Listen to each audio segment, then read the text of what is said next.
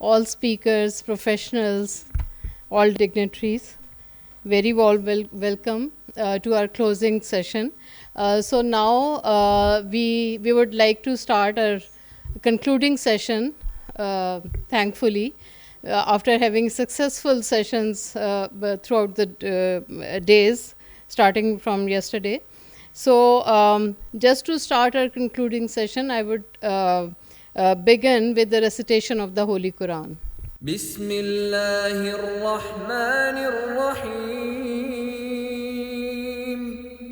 والعصر إن الإنسان لفي خسر إلا الذين آمنوا وعملوا الصالحات وتواصوا بالحق وتواصوا بالصبر. Jazakallah. So now can we rise for our beloved national anthem, please? Thank you.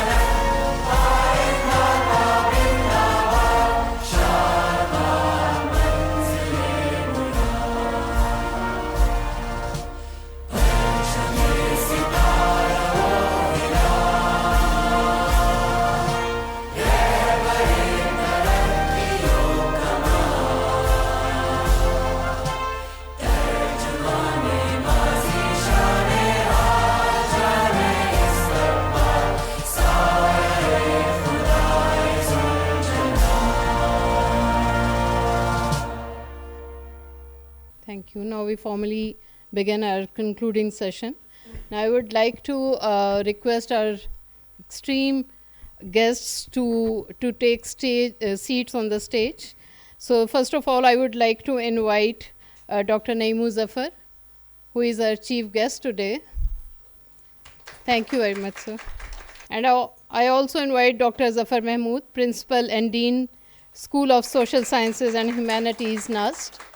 Dr. Mehtab Kareem, President, Population Association of Pakistan. Dr. Saima Bashir, Secretary General, PAP. So now we start our session with welcome remarks. I would like to invite Dr. Zafar Mahmood for his welcome remarks. So Dr. Zafar Mahmood is principal, and he is an economist and expert in policy and taxation. He serves as the principal at the School of Social Sciences and Humanities, S3H, NUST. Under his leadership, S3H fosters critical thinking, intercultural competence and innovation, preparing students to tackle complex global challenges across sectors. He has served multiple organizations at national and international organizations, including the Pakistan Institute of Development Economics and Kuwait Institute of Scientific Research. Dr. Mahmood has a strong foundation in teaching, research, and strategic planning, and he is one of the founding members of the Pakistan Society of Development Economics. So I would like to request Dr. Zafar to please. Bismillahirrahmanirrahim. Honorable guest of honor, esteemed colleagues, and fellow participants. Assalamu alaikum and warm greetings from NUST. As we conclude the annual conference of the Population Association of Pakistan, I'm honored to welcome you all to this closing session. It has been a truly enriching experience to engage with experts, researchers, and policymakers on critical issues shaping Pakistan's demographic landscape. Over the past 2 days, we have explored pressing topics like fertility trends, population aging, migration patterns, and much more. These discussions underscore the urgent need for evidence-based policies to address Pakistan's population challenges. As researchers and practitioners, we must work together to translate knowledge into actions. By harnessing data, insights, and collective expertise, we can drive positive change and improve life of our population. I extend my gratitude to the Population Association of Pakistan for organizing this impactful conference. Your contributions will undoubtedly shape Pakistan's future. In the end, I must inform this august body that School of Social Sciences and Humanities, NUST, has a proud partner in organizing this conference, marking our third such collaboration with PAP. This partnership reflects our shared commitment to advancing population research and policy dialogue in Pakistan. We look forward to continuing this fruitful collaboration in the future, inshallah. Thank you so much. Thank you very much, sir, for very warm welcome remarks. Now I would like to invite Dr. Mehtab S. Kareem, who is President of Population Association of Pakistan. Sir, I am inviting you to recap the conference proceedings and recommendations. Thank you. Over to you, sir. Bismillah ar-Rahman ar-Rahim. Distinguished guests, esteemed colleagues, development partners, scholars, friends, and particularly Dr. Naeem Zafar, Dr. Zafar Mahmood, for being here. It always happens when the conference starts, there are a lot of people, and when it's ending, only those who are really keen, they stay on. So the hall is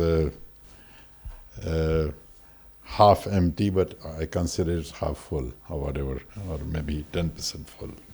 Okay. As we close our 26th annual population conference, I speak not merely as the president of the Population Association of Pakistan, but as someone who has spent a lifetime studying the very forces we have discussed here. And as I said earlier, that it's in the twilight of my profession or my career, professional career, it's a pleasure to know that Population Association of Pakistan is kicking. It's still very much alive in the 26th year. And it has to remain there for another as many years as possible. At least Dr. Farid said that 2047 we may be 500 million people, but Population Association of Pakistan should try that we are not 50%, but at least 60% of what has been projected. So let's try. Dr. Naeem Zafar has done an excellent job as the head of PBS, counted people and how many there are in 2023. There are too many, we know. And if the projections, हम कहते हैं कि अल्लाह हमारी दुआएं कबूल करे, अल्लाह हमारी दुआएं ना कबूल करे, and we are not that many. We don't cross 350 million by 2047. It will be 100 years. So it's still very crucial that we keep on working on what we are doing. This conference has reminded us that Pakistan stands at a point. It's a demographic journey, what we call demographic transition, which has not taken place, unfortunately, as in most of the countries in Asia, and all the countries of Asia, except Afghanistan and Yemen, I would say, that it's very critical that we do. Okay? because it's the rapid population growth is our greatest challenge, as I believe. Very interestingly, I was reading the other day that the president of Egypt was saying that Egypt is facing two major challenges: terrorism and population growth. And I think we are not we are very about in the same situation, but no national leader has said that as yet about population. So it's affecting many, many things. I keep on lecturing to our students. Health of our population, particularly of our women and children, they are of poorer health, as we know. The economic trajectory, we have two economists sitting here and they know it more than I do. Our city is growing very rapidly. Our labor markets, adding 3.5 million to 4 million every year. Okay, our education system crumbling. We are sitting at a very, reputable institution, but you go just about 30 miles from here, and then you can see, go to any district, left or right, or north or south of Rawalpindi or Islamabad. Climate vulnerability, we all know that. I don't have to elaborate on that. And so our future is at stake. Those young people who are in their 65% of them who are under age 30, their future is at stake. We have very high unemployment rate among young people. So all this is not something which we anticipate that is going to happen in future, but it is not in the distant future, but it's happening. We are experiencing it daily. In Islamabad, in Lahore, in Faisalabad, Karachi, all the cities are crumbling with too many people migrating to the cities. Rural areas having problems of their own. Too many people, too many children being born. Too many young people have to leave their homes in search of employment because there is not enough opportunity for them to work on the lands. We are fortunate sitting here that we don't know, and perhaps some of us do realize that things are not that good, but think of those people who are living under poverty. Somewhere, I don't know, it's perhaps about 40% or 1/3 or whatever. Even people who were 5 years earlier who are in the middle income families, they are no more. So this is all discussed here.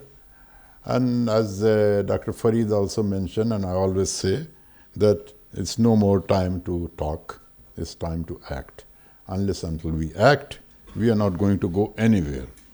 And we have heard some very good elaborated presentations, speeches, comments from Dr. Faisal Abbas, who did the welcome address, Dr. Louis Shabane, the UNFPA representative, Dr. Javed Naeem, Vice Chancellor of PIDE, and Mrs. Samina Hassan, who's Executive Director of NIPS, and then reflections from the participants, very active. And so the contribution of all these people reminded us that population is not a side matter, but a central force influencing every sector of our national development. I would like to acknowledge the richness of the plenary conversations led by the distinguished panelists, Dr. Sajid Amin, Dr. Durra Nayab, Dr. G.M. Arif, Dr. Muhammad Nizamuddin, Dr. Sohail Safdar, Dr. Saima Bashir, Dr. Grace, Mr. Imran, Dr. Farid, Dr. Samin Siddiqui. Their discussions brought us back to the fundamental truth that population is not the responsibility of one organization like PAP or even one ministry like Population Welfare Department or ministry which used to be, or now is Health Ministry, nor of one discipline all of us, all social scientists, all others, people from every walk of life are responsible to do something about this growing population of the country. It is a whole of the government, intra-governmental agencies, not within or between them, whole of society. Economic, and it affects not only health, but as I mentioned, that labor productivity and labor force participation, which many of us discuss that. About majority of women in Pakistan are not working or not allowed to work, or they have no opportunity to work. That's a really very major concern for most of us, because many of us consider them, or families consider them, as a machine to produce children or take care of children or take care of the household chores. They need to go out, work, and contribute in the family income, which is very important. A country like Bangladesh has proven that could be done, where per capita income could be doubled in a decade. Okay, so I don't want to keep on quoting the figures. So their dialogues strengthen the consensus that Pakistan's demographic direction must be informed by evidence and anchored in long-term national commitments rather than short-term administrative cycles. Okay. But what truly set this conference apart was not only the presence of our senior experts, but it was also the extraordinary caliber of the research presented by our young scholars. About 24 research papers were presented. I was amazed. I sat in some of them because there were 2 different sessions, and there's some very, very interesting findings were presented. Even some of the very interesting posters which we had an opportunity to look at. And these are young people. They are future of our profession, whether they're economists, they're public health experts, some of them are demographers in the making, they're sociologists, and they have done tremendous effort to making this conference worth it, because in the panel we just discussed, but they provided evidence of what kind of research could be done. And they are from different universities, from all over the country. And their contribution is highly appreciated. Okay. So, as president, I am deeply proud that this platform for over a quarter of a century has served as the country's intellectual home to population research and policy dialogue.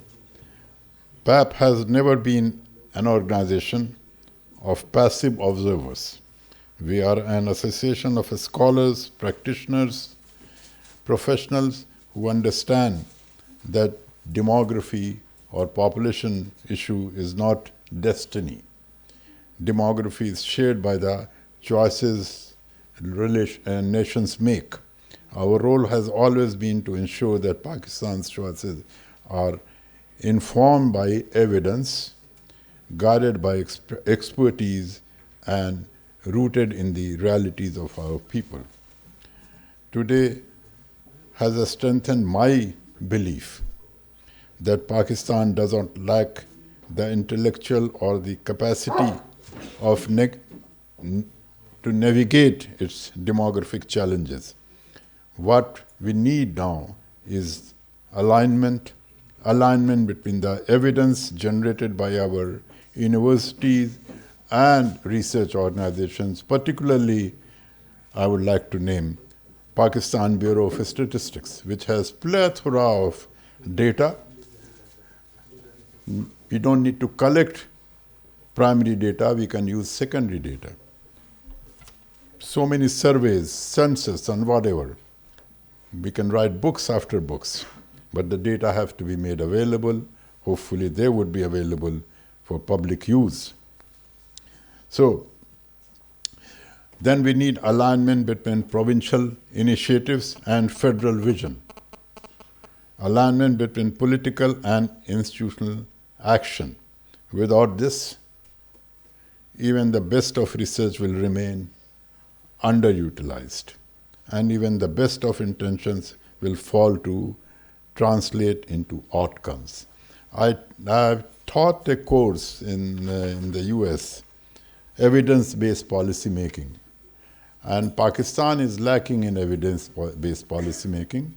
Those of you who work or have worked in the ministries, they know that decisions are made without evidence. Even PC1s are not made at times with evidence. So that's very much needed. The data, as I mentioned, the government's own data, I'm not talking about the private sector data, the data being generated by FBS are very crucial for the planning purposes. So I thank every one of you for being here, and particularly Dr. Naeem Muzaffar, who is here with us on a very short notice. And it shows that his concern about the subject and about what we are discussing or what we have discussed. And I'm grateful to him for gracing the occasion. And I'm also grateful to Dr. Dr. Zafar Mahmood for taking off time to be here. As a matter of fact, we should welcome him. This is our territory today of PAP. But thank you very much, Doctor, and thanks a lot.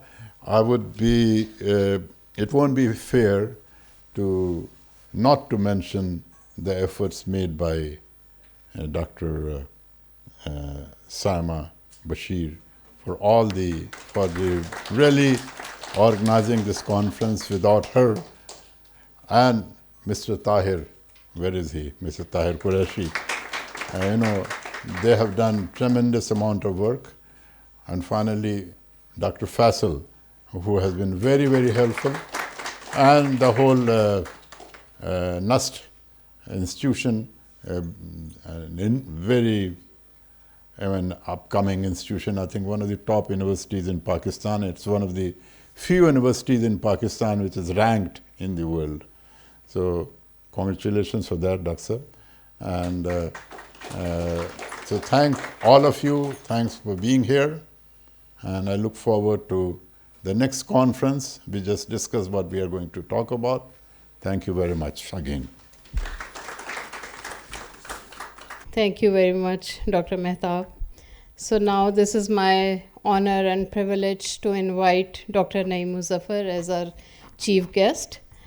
So Dr. Naeem Muzaffar is chief statistician at Pakistan Bureau of Statistics. He has also served as a member social sector and devolution at Ministry of Planning. He has around 30 years of diverse experience using centric data modeling, official statistics, public policy, development management, economic teaching and research for policy evidence, and many more fields where he has been working and carries a lot of experience. So I would like to invite Dr. Naeem Muzaffar to give his speech as a chief guest. Thank you, sir. Assalamu alaikum and a good evening. First of all, thank you very much for such a generous introduction.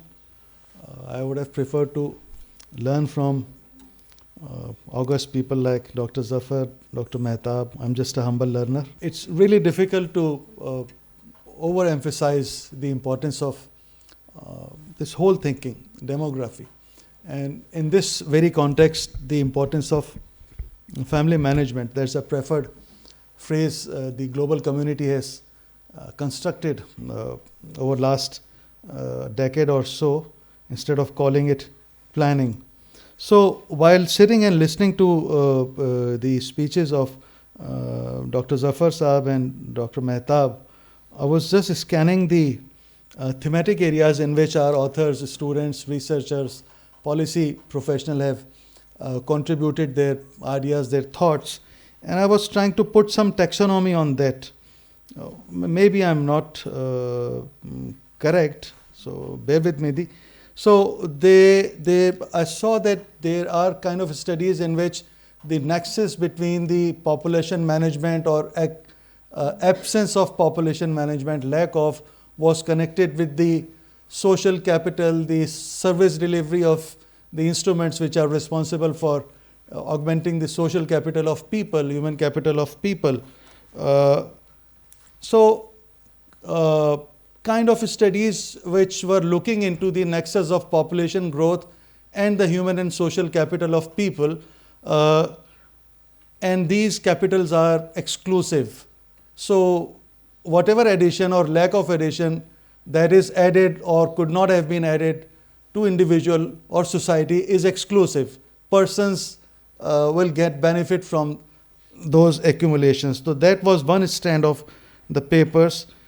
Second strand of paper is what I observed, again it's my personal opinion, you do not have to necessarily agree with that, is the nexus of the changes, the impact brought by climate changes, the environmental changes, and our continuous business as usual behavior towards family planning and family choices, and all nice things we can perceive of responding to this problem, this issue. But those were coming from the climate changes, the environmental changes, farm productivity changes, nutrition changes, food insecurity or security, those kind of things. So that was the second strand of the researches I observed. Third strand was focusing more on the behavioral aspect, like bullying, gender-based bullying in a society, like the choices of female in their family ways, in pregnancy, not intended pregnancies, the demand of the contraceptives, family planning methods. So again, those can be umbrella under behavior, kind of demand.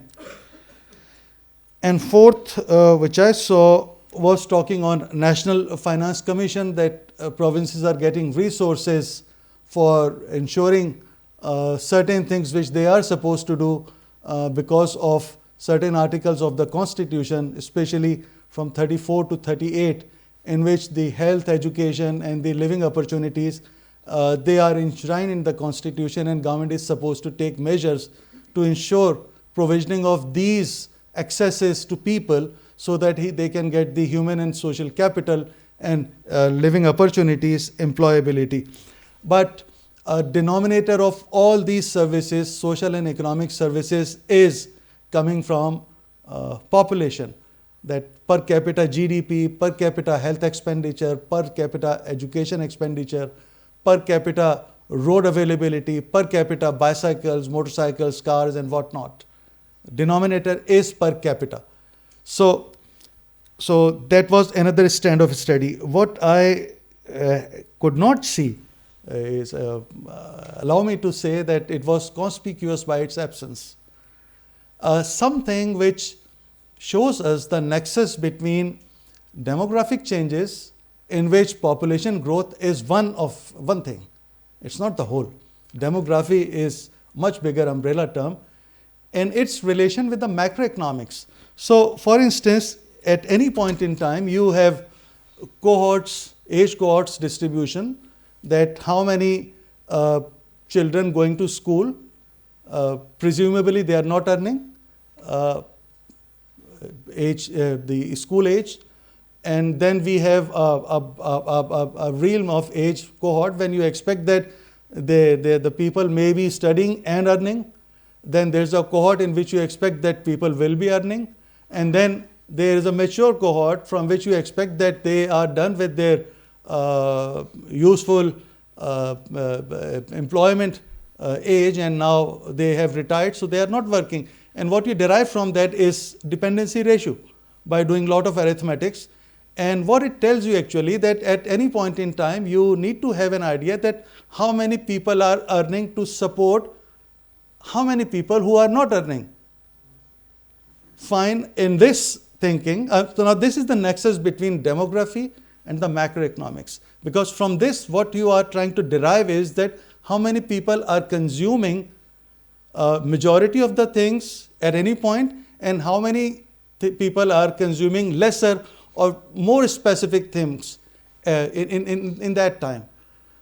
Naturally, we can expect that those who have crossed 60 or crossed 70 are supposed to consume health expenditure, health services more compared to very nutritious or very greasy things.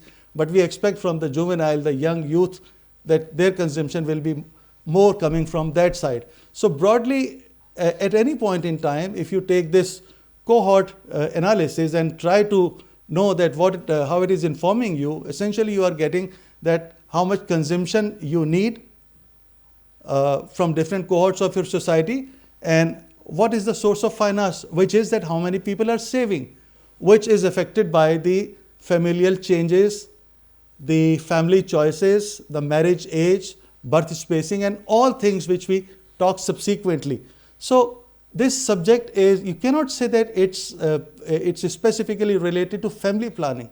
It is definitely, but that is one aspect of looking at. If you try to think about it in a more, I would say, the broader way, then this informs you about solvency of the society. That at any point in time, how much your society is consuming, who is financing, and if you continue moving the same way with the trends of accumulation of human and social capital by people, given the current design of NFC, how solvent and how sustainable you see this design of consumption and saving for any foreseeable length of time. So that tells you about the solvency. And then you come to NFC, and then you get a situation that this is where we are and this is where we want to go. Then you must ask yourself that do we really need to think only about the family planning or a functional integration of FP with health or the behavioral choices, or getting clarity or sensitizing people that is it a supply side issue that you can keep pushing the suppliers of CPR and related things and expect that these numbers will go down? Maybe, may not be. Literature tells us that it's more demand side issues. More urban people, girls doing more, getting more education, getting more jobs, delaying the marriages till they get certain education, they result in family sizes which are sustainable. Families are able to give good human capital to people, and in turn the process continues and you move towards sustainability.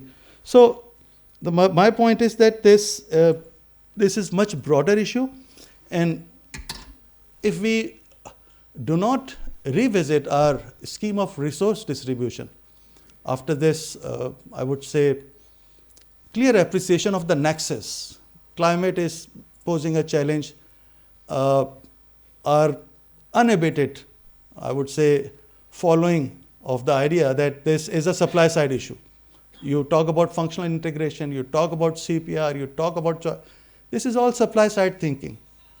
What we are trying to do to increase the demand, behavior side, communication side, setting those ethos, gender acceptance at the formative phase so that these things are accepted by their spouse.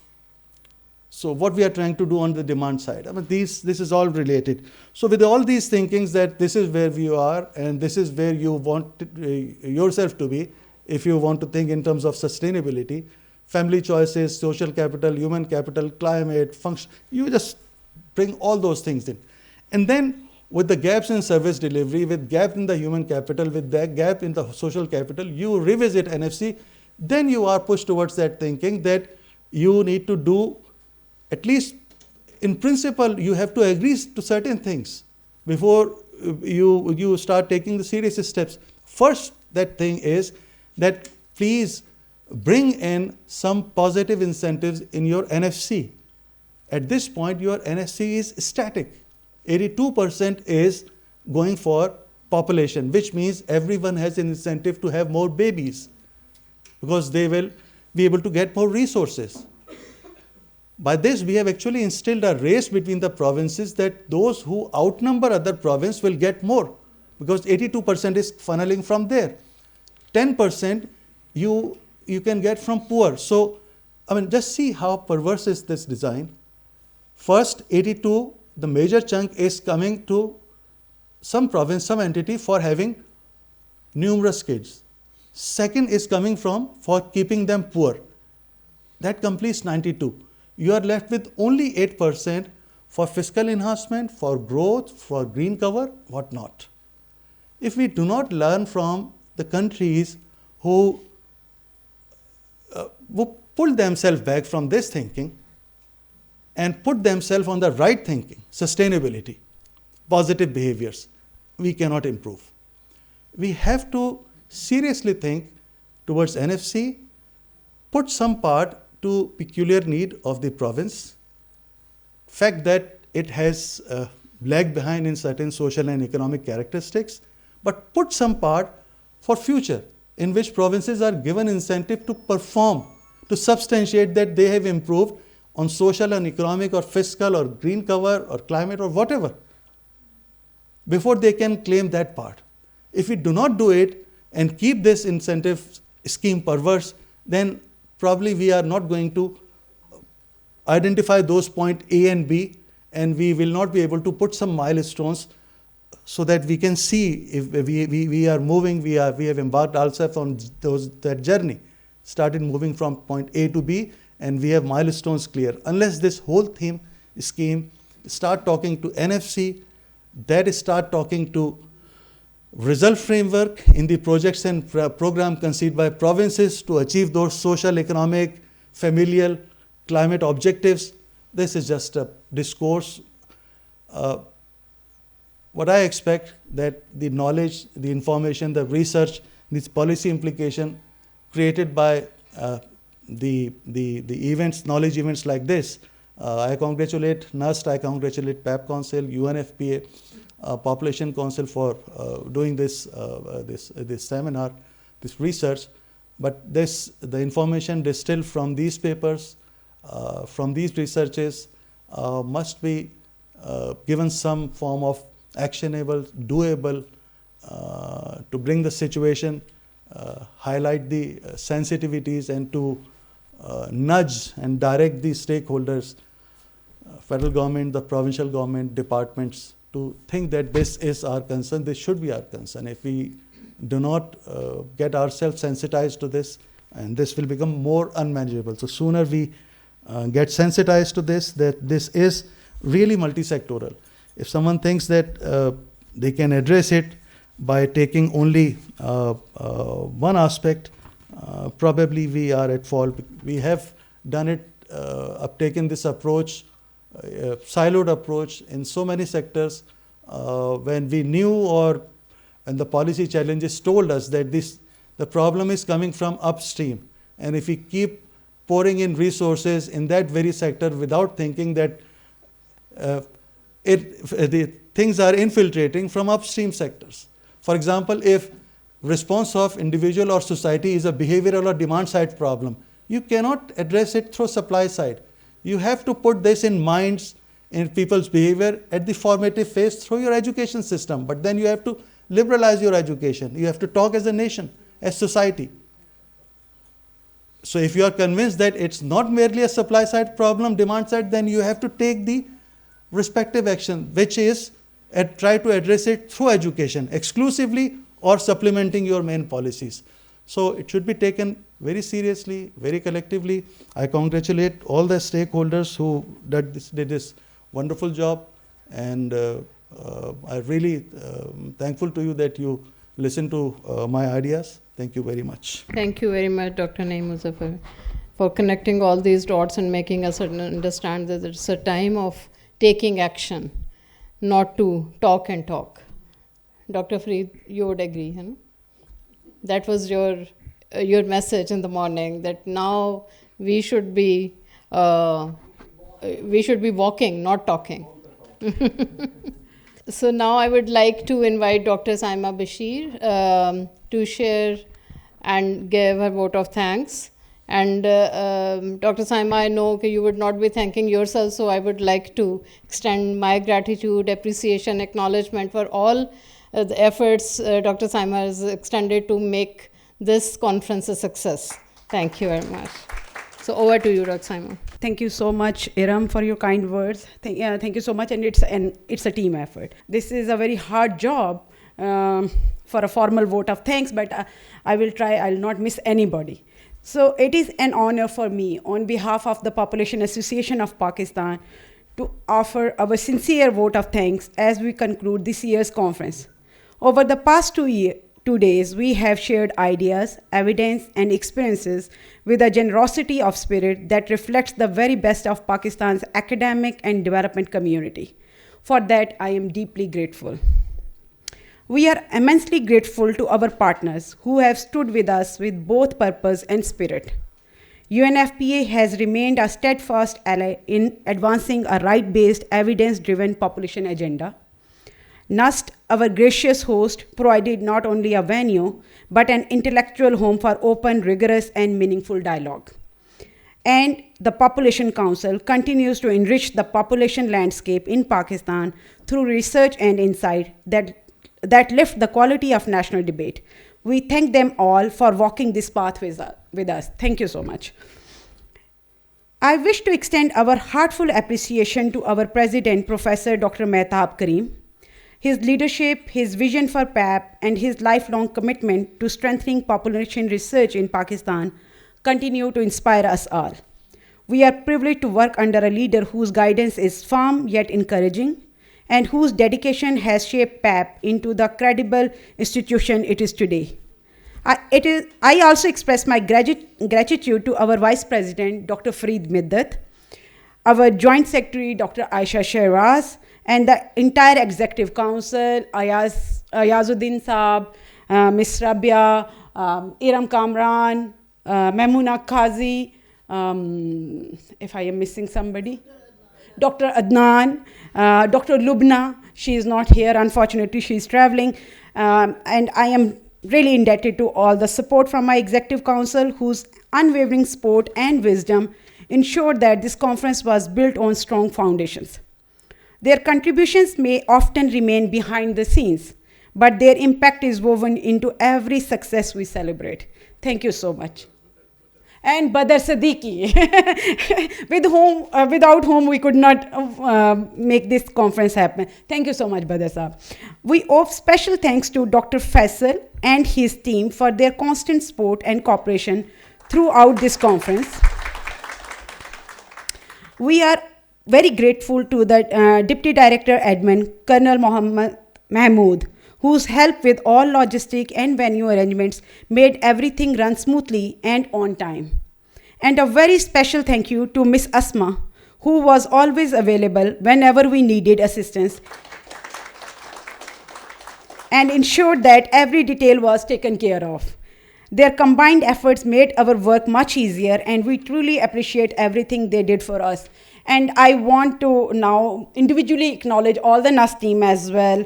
Dr. Tareem Azim, Ms. Amna Sabahat, Dr. Zaid Siddiqui, Dr. Akhtar Ali, Dr. Iftikhar, Dr. Irfan Malik, Dr. Afzal, Dr. Gule Aisha, Dr. Tokir, Mr. Mahmood, Mr. Habat, Mr. Farooq, and I hope I didn't miss anybody. So thank you so much. My deepest thanks also go to our chairs, moderators, discussant, and presenters, whose expertise and thoughtful engagement enriched every session.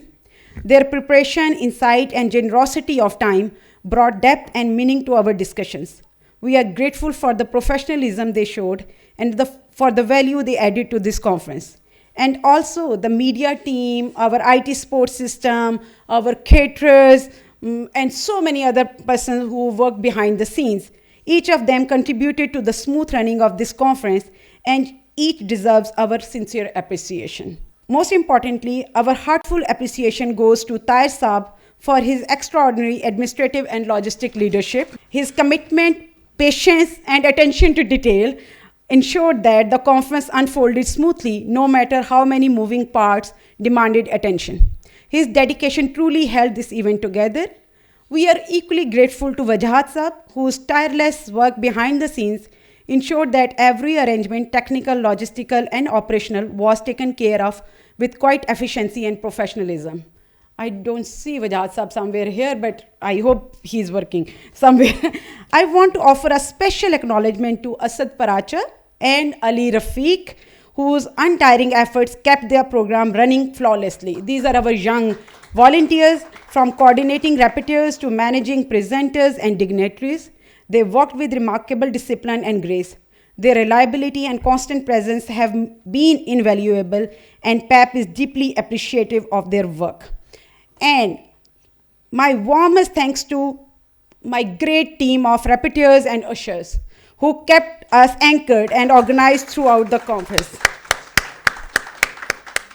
Their punctuality, precision, and calm execution ensured that every session, every transition, and every detail unfolded exactly as planned. It is often the youngest among us who carry the heaviest operational load, and they did so with dignity and dedication. And I really want a warm round of applause for them. I also want to thank our participants, particularly the young students. Thank you for your thoughtful engagement, your questions, your insights, and your willingness to share knowledge. It is your involvement that gives the conference its meaning. We hope you leave here enriched, connected, and inspired to continue this work beyond these 2 years. And if I have missed anyone, I extend my apologies and my gratitude. This event was the result of collective effort, and every contribution, big or small, mattered. Thank you once again for your presence, your generosity, and your commitment. May you all return home safely, and may our collaboration continue to grow stronger in the years ahead. Thank you so much. So we had the poster presenters as well. 3 top poster presenters here. We have a committee who evaluated all the posters. They discussed and they looked at their findings, and based on the expertise, the enrichment of the research, 3 poster presenters are shortlisted. The first prize goes to Miss Maheen Sugra.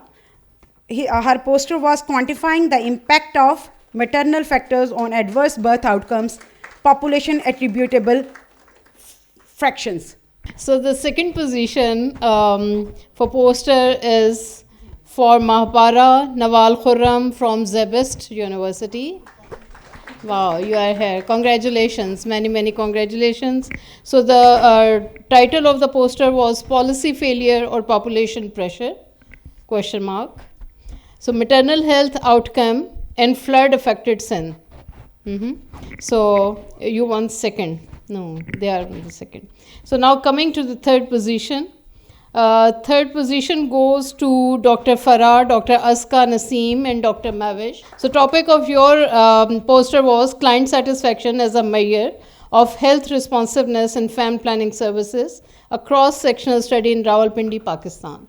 Many congratulations to all these poster position holders. So we'll request our chief guest to present shields to our winner of the posters.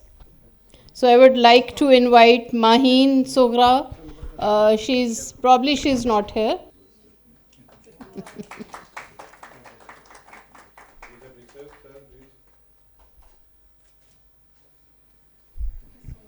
Thank you. And can we invite Dr. Farah, Dr. Aska Naseem, and Dr. Mavish to receive their shield at the third position of the poster? Now I would request Dr. Mehtab Karim to present a small token of thanks to our chief guest. Thank you so much, Dr. Naheem. Now I would request Dr. Mehtab to present the shield to Dr. Zafar Mahmood. Thank you so much, Dr. Zafar. Thank you so much. Dr. Faisal Abbas.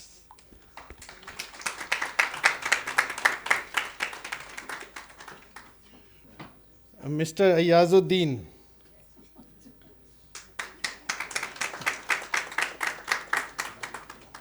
Miss Rabia Zafar. Miss Asma Siddiqui. Dr. Tehreem Sabahat. Dr. Irfan Malik. Saqib Hasan, हमारी IT team जिन्होंने इस conference को न सिर्फ यहाँ वालों के लिए आसानियाँ पैदा की बल्कि जो बाहर बैठते सुने उन्हें भी बहुत एंजॉय करने का मौका मिला. And last but not the least, Tahir Ahmed Quraishi साहब. Ali, please come and have your shield. And Dr. Iftikhar, I think we missed him as well. Badr Siddiqui sir, please come and have your shield, please.